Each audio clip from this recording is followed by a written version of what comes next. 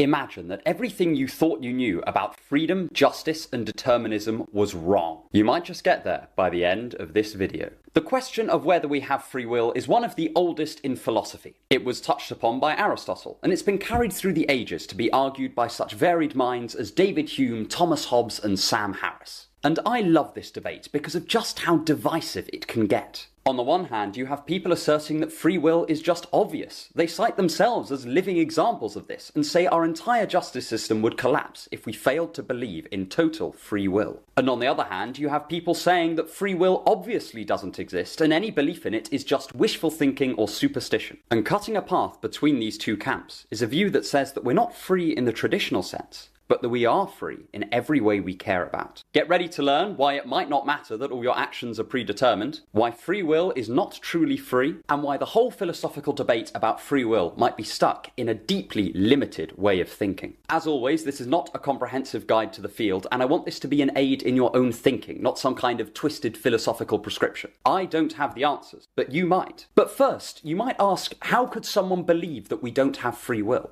And this is just our first point. 1. Free will and determinism. When you say someone has free will, what do you mean? It is normally something like this. A person is free in their choice to perform action A if and only if they could have instead performed action B. In other words, a person is free if they did one thing, but they really could have done something else instead. This is a compelling definition in a whole host of ways. It makes us responsible for our actions by making us the cause of those very actions. And it plays into our idea that while we act in one way, we could just as easily act in another way. The story of our actions on this account normally goes something like this. We have a series of options for what we will do in any given situation, and we pick one in a way that is not determined by outside forces. In this way, our will becomes a sort of uncaused cause. It can cause things, but it is not determined by something else. This almost amounts to saying the same thing as someone could have done otherwise, but there are some differences, as we'll see later in the video. Someone who believes in this definition of free will, and furthermore thinks that we have it, is called a libertarian, not to be confused with political libertarians, who, while charming, tend to focus on different issues. Now, I'm sure many of my more empirically minded viewers already have alarm bells ringing.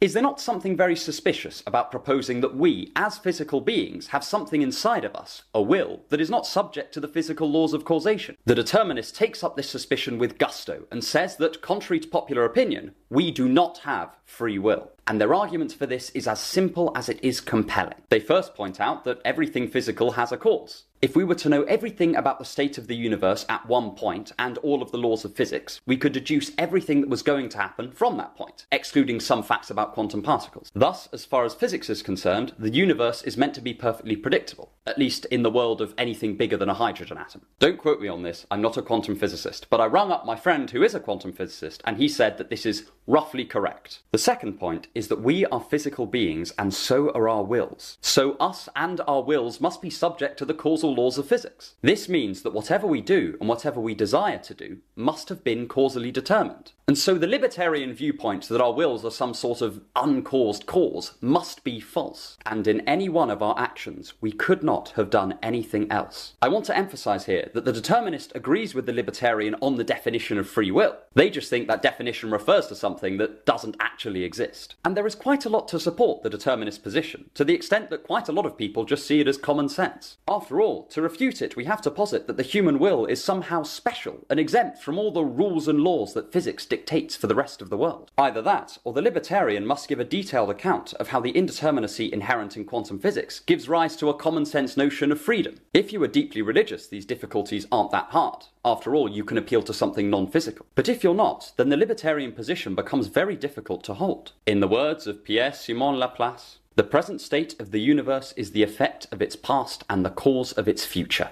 Now, there are a few common misunderstandings of determinism that I want to clear up here. The determinist is not saying that our actions are pointless. They aren't saying that the world will turn out the same whatever you do, so you may as well lie down in bed and rot. They are in fact saying the opposite. It is an integral part of the deterministic worldview that our actions are causally effective. It is just that they and our wills are predetermined. A lot of people have a really visceral reaction when they come across this view. After all, in everyday life, we are perfectly comfortable referring to people as free. And arguably, our entire justice system rests on the idea of personal responsibility, meaning that somebody is in control of their own actions, that they have free will. This is why we lessen someone's sentence on the basis of temporary insanity. We say that they are not in their right mind because something has temporarily seized control of their wills, and as a result, they could not help but whack that bloke really hard round the head with that spade. This is perhaps the most common knee-jerk reaction to the determinist, but it is also perhaps the weakest response, because it attempts to refute a theory about the world by pragmatic concerns that are peculiar to humans. Now, as it happens, because of a very particular quirk in my personal philosophy, I am more open to this sort of argument than most people. But I still don't think that you need it to respond to the determinist. We may be able to accept everything that the determinist says, and at the same time claim that we are free in every way that matters. This involves saying that we have made a mistake from the start, and the traditional definition of free will is mistaken. So what is this mystical philosophy that claims that we can have our cake and eat it too? Well, it is called compatibilism, and it involves a total overhaul of how we think of freedom. And if you want to help me make more videos like this, consider subscribing to my email list and my Patreon. The links are in the description. 2. Compatibilism and the art of compromise. The compatibilist shakes hands with the determinist with a knife behind their back. They are willing to accept all the propositions the determinist has towards the physical world, but at the same time, they think the determinist is fighting a phantom definition of free will that has very little to do with how we actually use the term in our speech. The compatibilist defines an action as free when it's caused by our internal wills, rather than external causes directly, even if our internal wills themselves are predetermined. We can see that this is compatible with the deterministic view of the world. The determinist thinks that our wills are determined by a causal chain that stretches back to the dawn of time, and the compatibilist also thinks this. The compatibilist just says that provided the causal chain goes through the mechanism of our wills, then our choice can be considered free. But this is not just a simple redefinition. The compatibilist claims that this is already how we intuitively use the word free.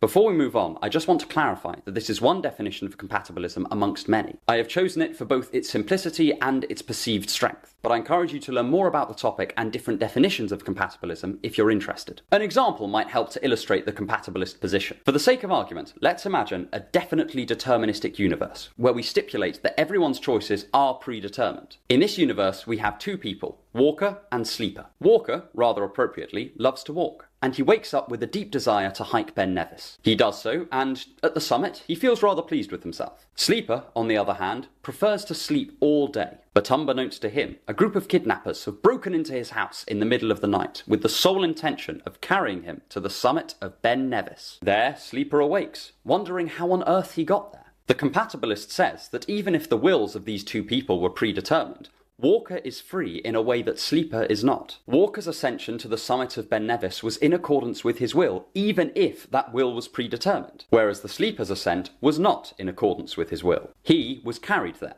The Walker freely ascended Ben Nevis, whereas the Sleeper did not. Examples like this motivate the compatibilist definition of free will, because they suggest that the classic definition just wasn't in line with the way we intuitively use the word. In the Ben Nevis example, we want to intuitively call the Walker free and the Sleeper unfree, even though we have stipulated that the thought experiment takes place within a deterministic universe. And this example also illustrates how the compatibilist can have both free will and determinism. If we accept that the compatibilist's definition is tenable, then we can decide whether an action is free based on whether it went through the mechanism of the will of the actor, regardless of whether the will itself was freely chosen. In fact, if we push the compatibilist argument a step further, we might even say that the traditional definition of free will was deeply misguided. Hear me out, as this is a controversial argument to say the least. If we're to believe in free will as traditionally defined, then we have the will as a sort of uncaused cause choosing our actions. But how exactly do we make sense of this notion of an uncaused cause? Immediately, there seem to be two possible options. 1.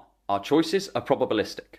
2. Our choices are completely indeterminate. That is, there are no causal factors affecting our choices. Let's look at the first option. Here we imagine a map of probabilities over the options available to someone that conform to the constraints of probability theory. So if someone was picking between two choices, they might have a 60% chance of choosing option A and a 40% chance of choosing option B. But while this is not deterministic, is it in any sense better from the libertarian point of view? In this picture, we are still slaves to probabilities in the same way that we were slaves to deterministic causes before. It doesn't seem like the libertarian has actually made any ground here. Probabilistic causation doesn't seem in the spirit of the libertarian position. But if we take the other route and say that there are no causes affecting our decisions, then this doesn't seem like freedom at all. Our choices would then seem entirely unpredictable. They would be shots in the dark with no reason behind them. They would not be freedom, but insanity. Either way, we render the libertarian unsatisfied. It's also worth noting that this option would violate reason's responsiveness, which is a key part of a lot of modern libertarian definitions of free will. Compare this to a deterministic choice that we might regard as free. Let's pretend that I am rational, and I'm presented with a very easy bet. I could bet £50 on a racehorse that has a 70% chance of winning,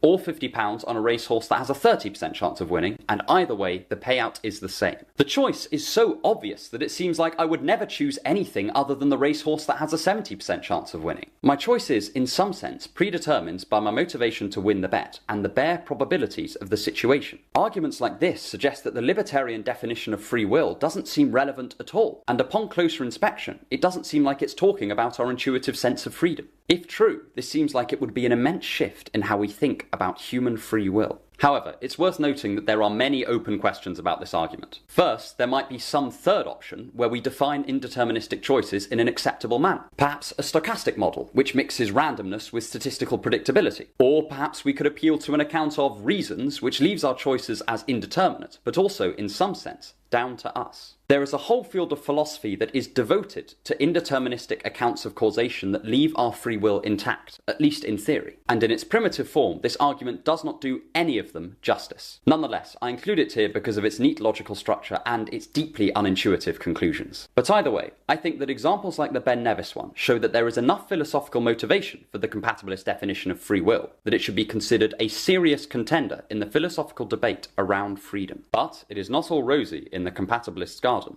and there are a number of serious criticisms of the position. I'll now turn to just a few, starting with perhaps the most intuitive of them all. Sorry, this is a small caveat from Editing Joe. It's very late, so I'll try and keep this brief. Something I didn't mention here but probably should have is that the plausibility of compatibilism largely depends on what you want to get out of free will. If you just can't conceive of free will without the ability to do otherwise, then you just won't find this account particularly compelling. If so, then I encourage you to think of compatibilism as seeing how much free will you can reconstruct within the context of determinism. As whether you think that free will proper requires the ability to do otherwise, this is nonetheless a worthy philosophical goal. But ultimately, the strength of the compatibilist definition does rest on how willing you are to accept a definition of free will that doesn't include the ability to do otherwise. And while the thought experiments are intended to sort of pump this intuition out of you, there is a totally fair response that just says no ability to do otherwise, then no free will. It's a classic example of a philosophical trade-off. I just thought this was worth mentioning here in case anyone was getting the nagging feeling that all this arguing is somehow besides the point, because you're not alone in that thought. However, I also don't want to dwell on this criticism for too long, as it largely relies on divergences of intuitions, and to that extent it's sort of a dialectical dead end.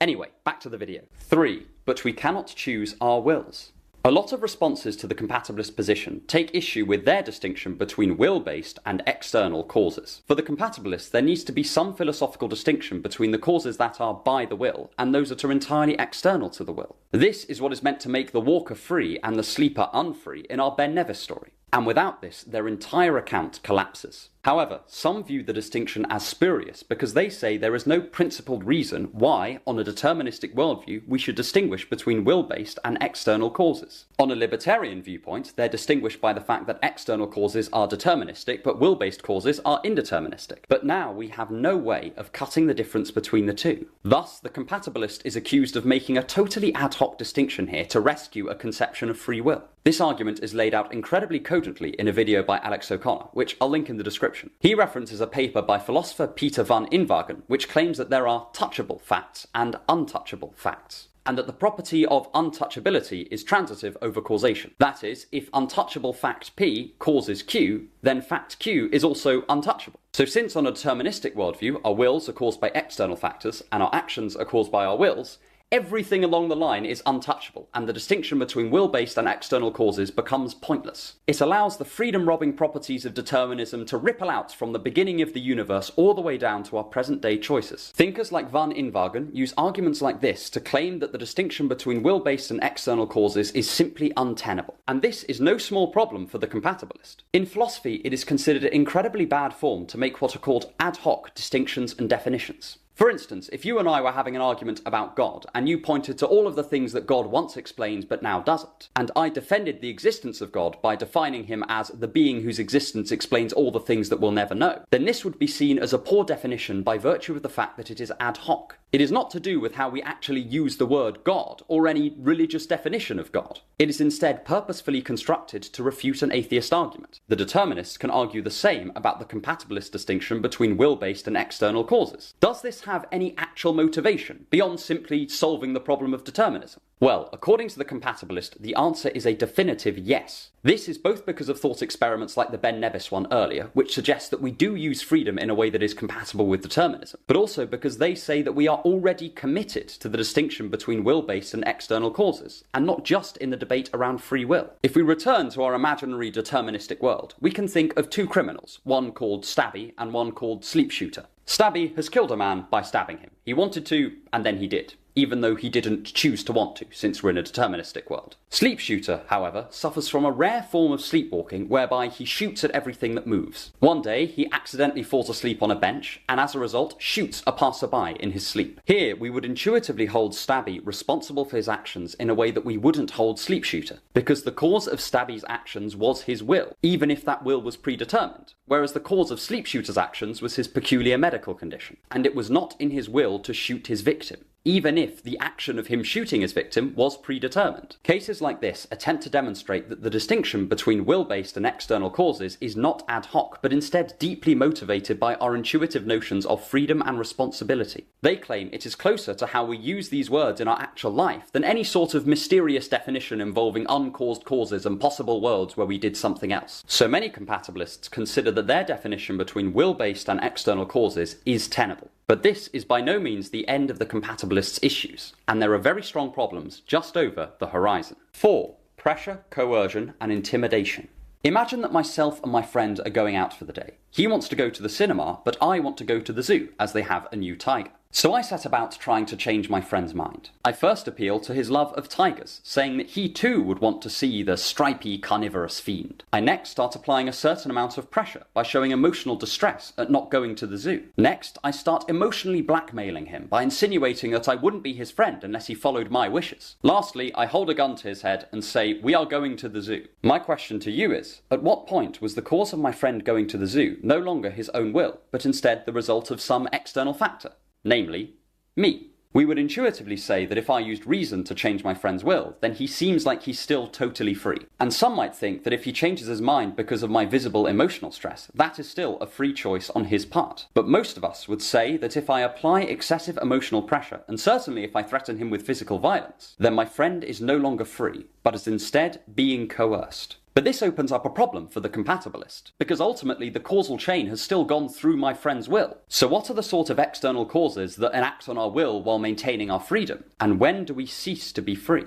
In the case of my unfortunate friend, it seems that once I put a gun to his head, even if he then chose to go to the zoo, that would in some sense not be a free choice, since his will was choosing between going to the zoo and being shot in the head. Compatibilists have recognized this issue and placed constraints on when a choice is truly will-based. Some have placed the constraint that one's will should not be dominated by the will of another, and have then cashed out the term dominated in various ways. Others have said that a will is not free when it is under the threat of physical harm, be that from violence or deprivation of resources. Now, the trouble with a lot of these solutions is that they do seem a bit ad hoc. They seem to arise only to solve particular problem cases. There is the problem of somebody being threatened, and often the response is just, well, someone's not free if they're being threatened. And this seems just a bit philosophically unsatisfying. Though I also want to note here that the ad hoc charge does not apply to all attempts to solve this problem. Some are sophisticated and principled, and I also don't have time to go into them here. However, the compatibilist can simply respond by saying that this is not a problem unique for compatibilism. The libertarian definition of free will also comes up against this problem of coercion, since even if somebody had a gun to their head, they could technically still do otherwise. Their will would still be an uncaused cause. But that doesn't mean that we want to call them free.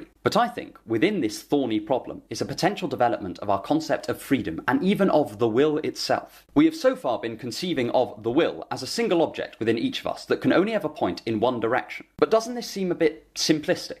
After all, one of the great discoveries of psychology and psychoanalysis is that our mind can be at war with itself, tugging us in all different directions and causing us immense distress in the process. As far back as St. Augustine, philosophers have recognized that we can desire two things at once. But we often throw these discoveries to the side when we're debating free will. Perhaps our whole debate on freedom and determinism has relied on a conception of the will that is fundamentally untenable. And this is just what I want to move on to discussing next. Bear in mind for this next section that this is more of a sketch of an argument than anything else. It is more aimed at opening up a world of possibilities rather than claiming anything definitive. 5. Gradability of freedom. Picture again our scale of coercion, with spontaneous desire on the one hand and threats of death on the other. Doesn't this give us a nice structure to think about freedom? We can start to picture it not as an on-off setting, but rather as a one-dimensional scale, tracking the extent to which our will is aligned on any given decision. So in my example of going to the zoo, in each scenario, my friend has increasingly conflicted desires. If he can be persuaded to go to the zoo with some gentle reasoning, then he must have really been quite keen on going anyway. He just wanted to go to the cinema more. But if it takes emotional coercion or even threats of physical violence to get him to the zoo, then he must have been dead set against the idea in the first place. His will would be like two horses pulling him in different directions, one of which desperately does not want to go to the zoo, and the other of which desperately does not want to get shot. The details of the scale would need some serious tweaking, and I'm not even convinced that it would remain one-dimensional. One issue is that there's a marked difference between someone's will being divided over going to two different parties, and being threatened by force to do something that you really don't want to do. One is simple indecision, but the other seems deeply unfree. This is not to say that these problems don't have potential solutions. For instance, we could say that the difference between indecision and coercion is that indecision is someone's will being split gently between two different possibilities, whereas coercion is someone's innate desire to avoid harm, pulling them towards a choice that they desperately do not want to make. Again, the details would need to be expanded upon, but my general point is this. Unless you are a die-hard determinist who thinks that any attempt at compatibilism is just wishful thinking or misguided, then our definition of freedom does not need to be as simple as either we are free or we are not. We can imagine a whole scale of different levels of freedom, and this possibility is often overlooked in philosophical discussions. To return to the libertarian definition of freedom, if someone takes an action but technically they could have done otherwise, does it matter how many different options they had? Is a person who could have done otherwise in 2 ways less free than a person who could have done otherwise in 20 ways? These are the questions we can begin to ask ourselves if we start looking at free will as a scale. This is separate from any debate about positive or negative freedom, but is instead a conception of freedom that is just continuous. Rather than simply asking does free will exist, we can start asking how free is someone in situation X compared with situation Y? A whole host of philosophical questions become available to us, opening up a new dimension to this debate. And if someone is a determinist, but they recognize there is some validity in the compatibilist pointing out that even in a deterministic world, some people are freer than others, then they can incorporate that onto the scale. Somebody who's being coerced can be extra not free. Views like this become defensible in a way that they simply would not be in a binary conception of free will. And I have a hunch this might help some people reconcile tensions in their philosophical positions. Of course, there could be damning arguments against this conception of free will, but I just want to open it as a possibility. Sometimes we are so caught up in a particular philosophical problem that we forget how many conceptual possibilities are available to us. And moving a binary question to one involving scales is just one example of this. So we may not have solved the problem of free will, which would be a pretty bold idea for a 50-minute YouTube video, but I hope I've put the problem in a new light. It is not simply free will versus determinism. There is a whole world of philosophical positions out there, each of which is worthy of careful consideration. Maybe our classic definition of free will was mistaken all along. Maybe we need definitions of free will that can still work within a deterministic universe. And maybe freedom is far more complicated than a simple on-off switch. Let me know what you think in the comments below. And if you want a completely different perspective on the matter of free will, then check out this video where Friedrich Nietzsche tells us all how we can become less free through weakness. And stick around for more on thinking to improve your life.